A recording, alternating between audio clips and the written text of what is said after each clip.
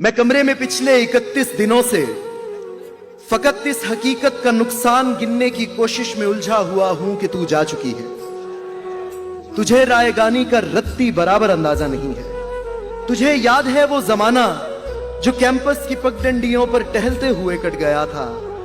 तुझे याद है जब कदम चल रहे थे कि एक पैर तेरा था और एक मेरा। कदम वो जो धरती पे आवाज देते कि जैसे हो रागा कोई मुतरिबों का। कदम जैसे सापा गमापा गसारे वो तबले की तिरखट पे तक दिन दिनक दिन तिनक दिन दना दिन बहम।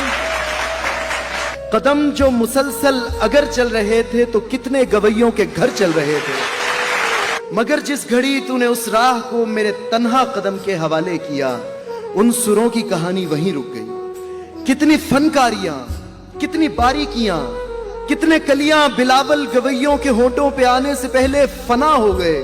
कितने नुसरत फतेह, कितने मेहदी हसन मुंतजिर रह गए कि हमारे कदम फिर से उठने लगे।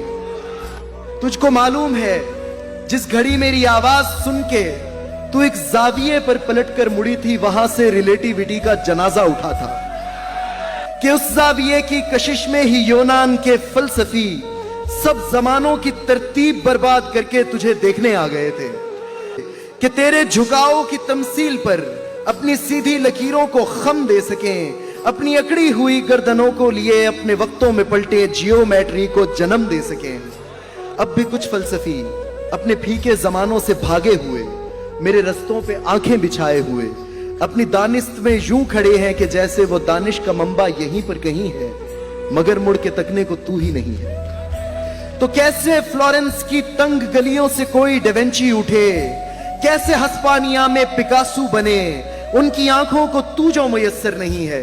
ये सब तेरे मेरे इकट्ठे ना होने की कीमत अदा कर रहे हैं कि तेरे ना होने से हर एक ज़मा में, हर एक इल्म फन में, हर एक दास्तां में कोई एक चेहरा भी ताजा नहीं है। तुझे रायगानी का रत्ती बराबर अंदाजा नहीं है।